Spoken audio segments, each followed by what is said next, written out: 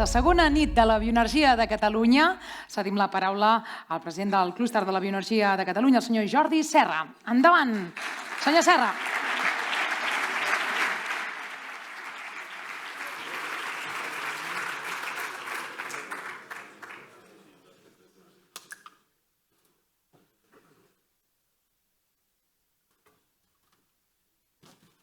Ostres, quin goig. Bé, moltes gràcies. Bona nit. Bona nit, senyores i senyors, autoritats.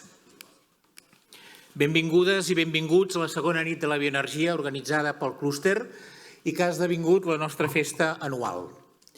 Moltes gràcies per ser-hi i per compartir plegats un gran projecte amb un futur esplèndid. Vull començar amb els agraïments a tots vosaltres per omplir, vessar aquest auditori, a les empreses i diverses entitats associades al clúster per la vostra activa participació i pel vostre treball per fer de la bioenergia, la biomassa i el biogàs un dels motors de l'economia i també de la nostra societat. Moltes gràcies a les empreses patrocinadores d'aquest acte per fer possible el seu èxit, a la comissió organitzadora, a Edeon, a l'Elisabet i a l'IMO. Permeteu-me que enviï en nom de tots una forta abraçada i molts ànims al nostre associat, en Ceferino Sánchez, que es troba des de fa dies hospitalitzat i el desig a una ràpida recuperació. En aquesta edició de la nit no tindrem entre nosaltres a cap conseller o consellera del govern per raó de la campanya electoral, però sí que tenim una nodrida representació de la Generalitat, a qui vull donar la benvinguda i agrair que ens hagin volgut acompanyar. A la secretària general del Departament d'Acció Climàtica, senyora Anna Bernades, a la senyora Anna Sanitxes, directora general de Boscos i Gestió del Medi, a la senyora Marta Morera, directora de l'ICAEN, a la senyora Neus Ferrete, subdirectora general d'Agricultura i Ramaderia, i el senyor Daniel Pérez, director de l'Energètica de Catalunya, que fa bona feina i a qui, per cert, vull agrair i felicitar perquè fa 6 dies s'ha publicat al DOC la modificació dels estatuts de l'empresa pública per incloure precisament la bioenergia dins el seu àmbit d'actuació junt amb les altres renovables.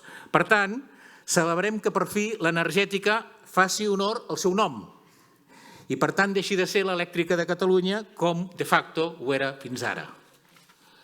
També vull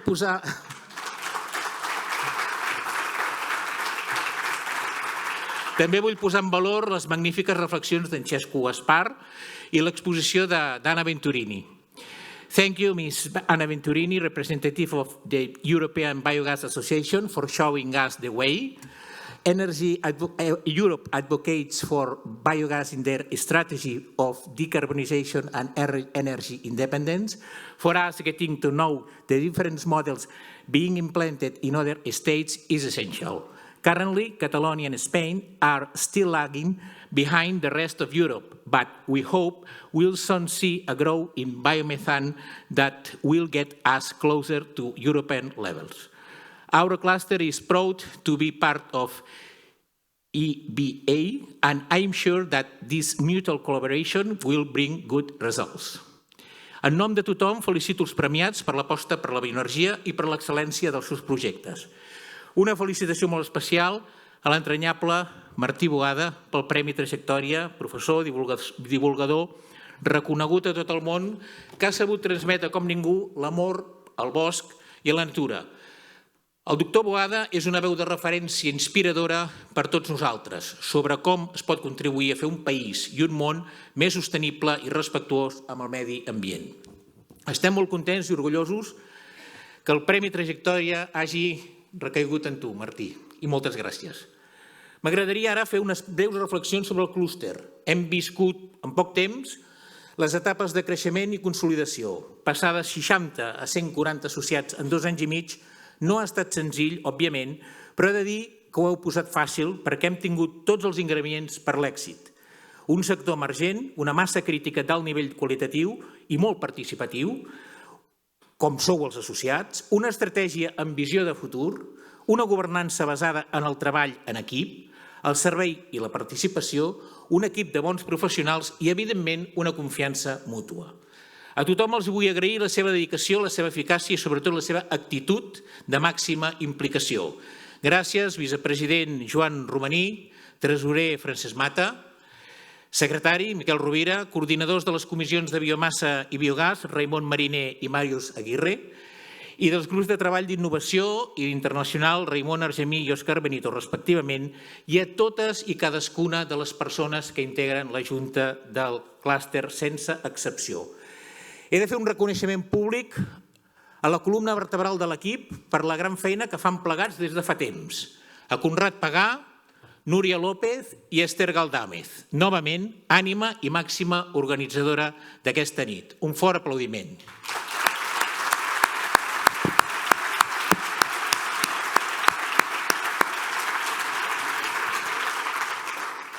També voldria tenir un record especial per en Marc Cortina i fer un reconeixement a la seva tasca que ha vingut desenvolupant com a Cluster Manager durant 5 anys i mig i que ens acompanya aquesta nit i després del sopar el podem saludar. Moltes gràcies, Marc, per estar aquí entre nosaltres.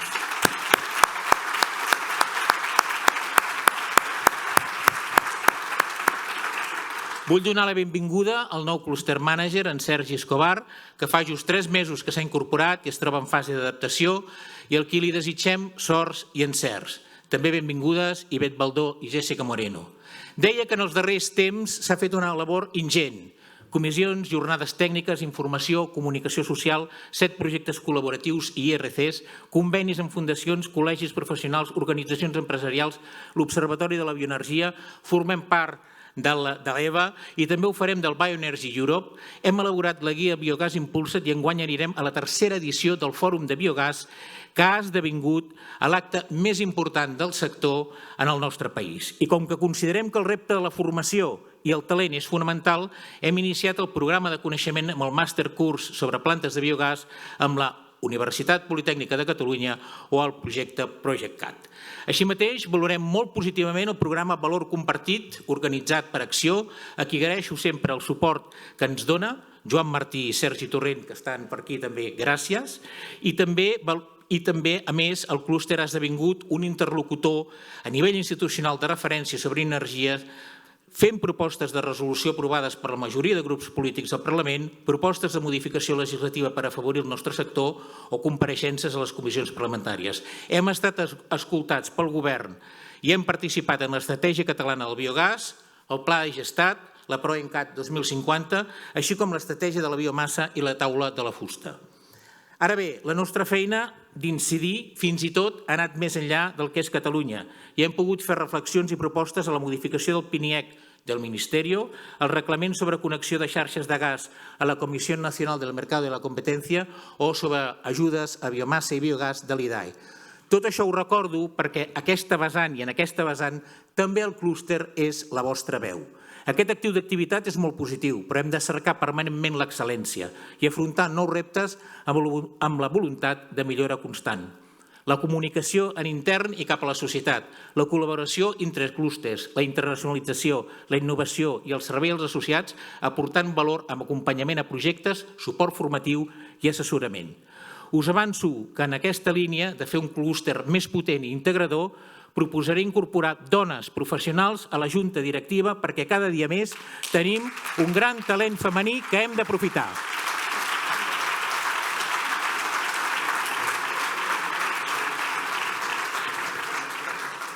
Aquest clúster s'ha fet gran i hem de pensar en gran, amb mentalitat oberta i integradora.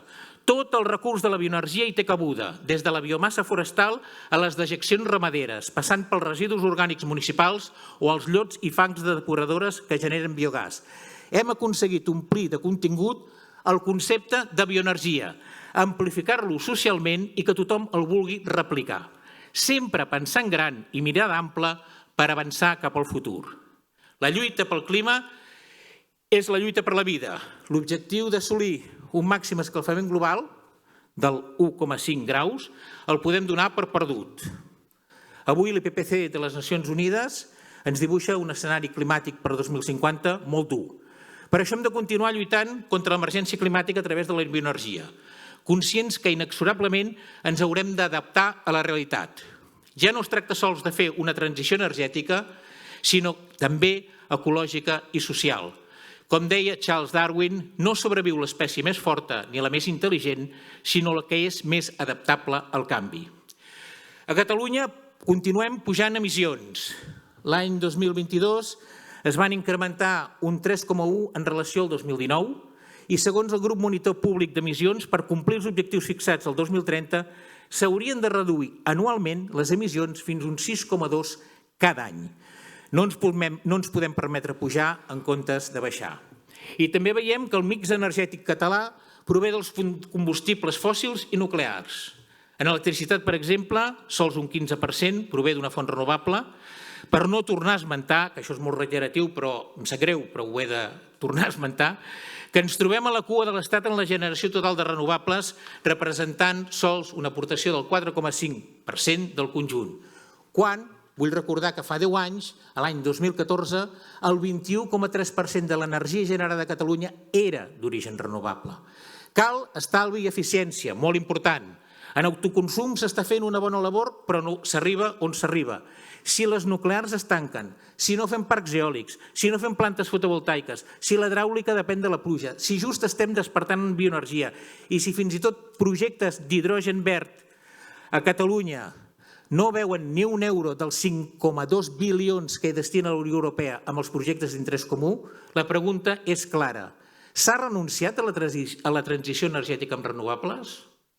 S'ha renunciat a la sobirania energètica de Catalunya? Per nosaltres segur que no, però en tot cas la pregunta està llançada.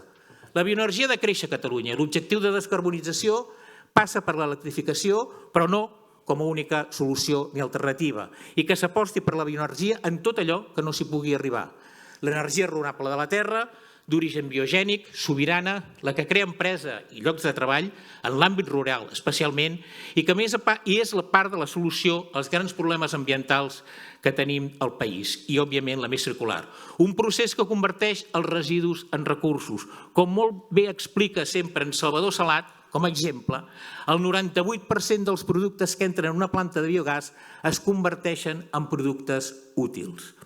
És un discurs impecable, un win-win, que els estats més avançats d'Europa han entès i apliquen, però que a Espanya i a Catalunya, com és habitual, es va tard.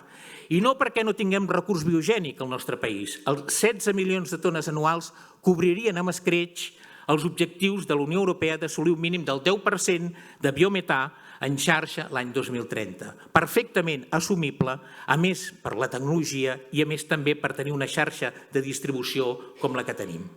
En aquest context, considerem, pel que fa al biogàs, que s'han donat passes importants a Catalunya i s'han fet coses bé i les hem de reconèixer.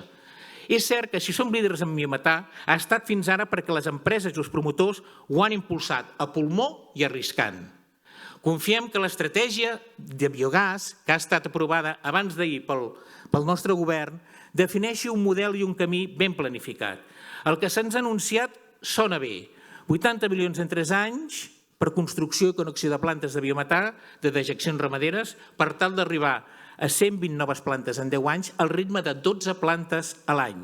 Creiem que pel recurs existent poden ser més, però en tot cas una proposta que mereix el nostre reconeixement a la feina encomiable de la directora Elisenda Guillaumes i el seu equip, al davant també amb Neus Ferrete, que sempre l'hem tingut al nostre costat treballant en comú.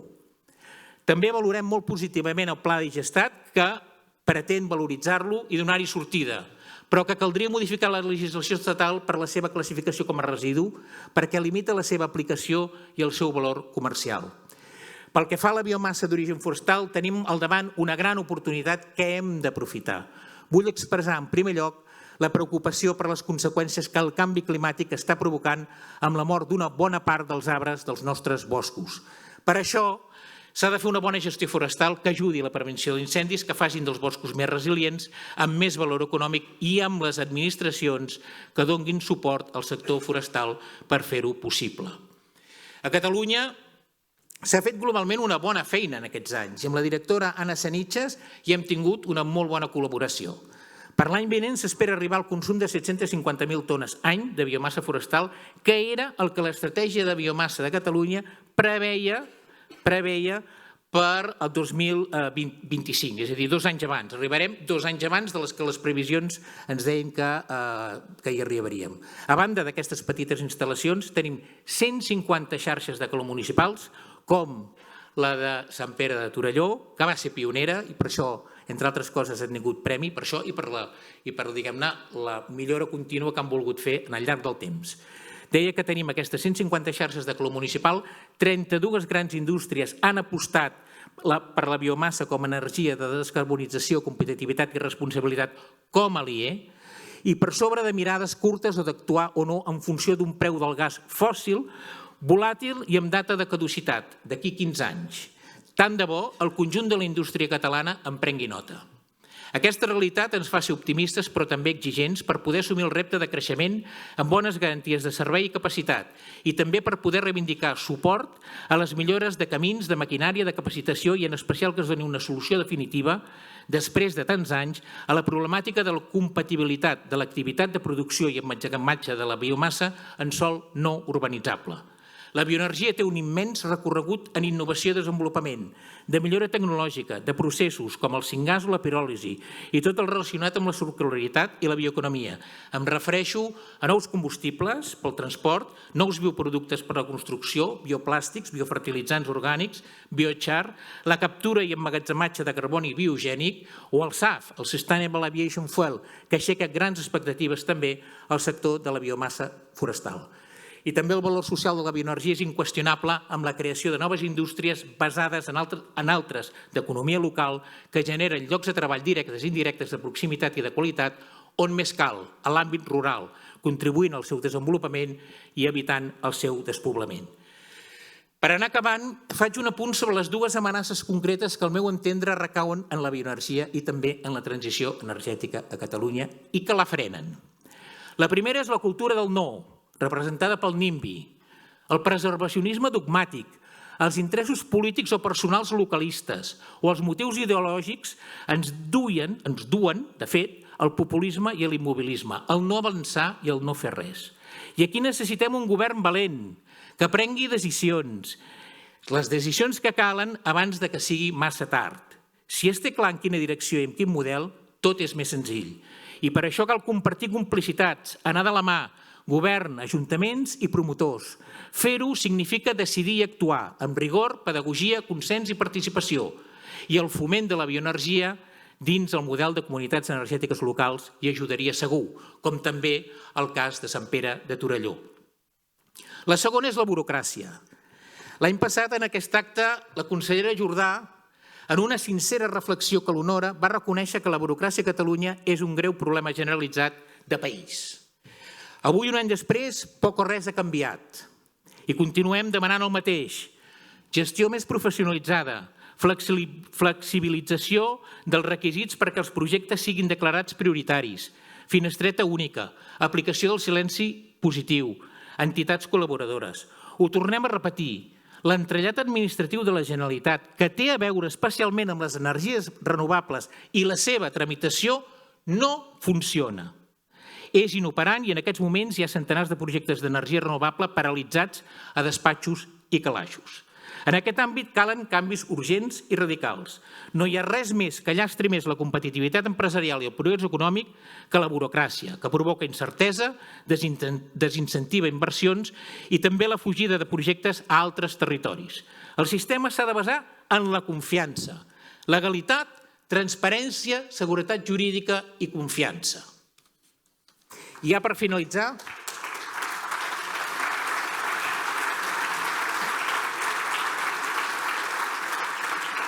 gràcies.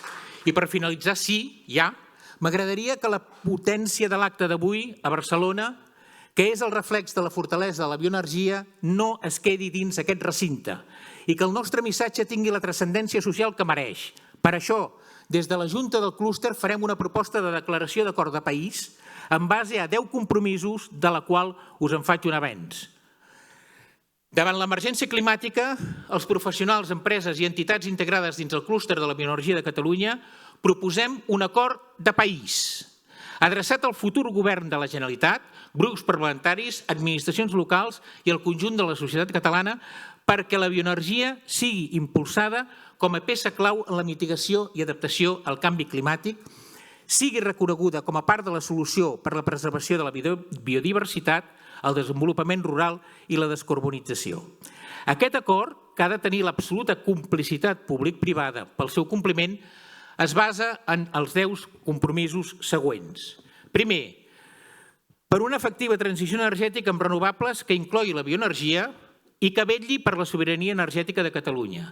Segon, per la gestió forestal i l'aposta per la biomassa com a font renovable que més contribueix a preservar l'ecosistema verd, la prevenció dels incendis i la minimització de la sequera. Tercer, per la promoció del biogàs i el biometà, injectat en xarxa, que valoritzi energèticament el recurs biogènic, eviti contaminacions i creï productes sostenibles. Quart, per l'aplicació de polítiques que donin suport al recurs com a base de la producció, en especial als sectors forestal, agrícola i ramader. Cinquè, pel foment a la innovació i el desenvolupament de les tecnologies i aplicacions de la bioenergia, en tota la seva cadena de valor, des de les enginyeries i empreses energètiques fins a centres de recerca i universitats. Sisè, per la circularitat, la bioeconomia i l'impuls de mercats amb els productes de valor generats pels processos de bioenergia. Setè, pel desenvolupament rural, la creació d'indústria de bioenergia i llocs de treball local. Vuitè, per la formació i el talent professional que garanteixi la capacitació, la continuïtat i la feina de proximitat. Novè, per la pedagogia, el rigor i empatia per convèncer del valor energètic, social i ambiental que té la bioenergia en el futur. I desè, per la desburocratització i la simplificació administrativa per no paralitzar projectes, no frenar inversions i no ser un llast a la competitivitat de les empreses. Si ho fem bé, l'energia serà imparable a Catalunya. Moltes gràcies per la vostra feina i recordeu que el nostre compromís més important és amb la terra i amb les nostres noves generacions. Que tingueu molt bona nit. Endavant, Clúster de Bioenergia de Catalunya. Gràcies.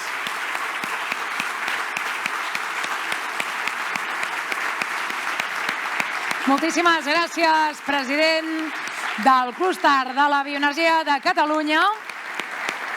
A totes i a tots, moltíssimes gràcies per ser part d'aquesta història i ens veiem l'any que ve en aquesta tercera nit. Salut i bioenergia, que vagi de gust.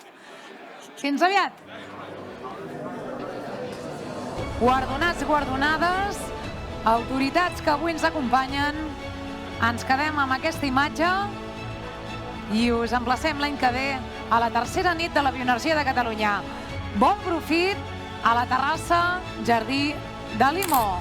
Fins l'any que ve. Salut i bioenergia.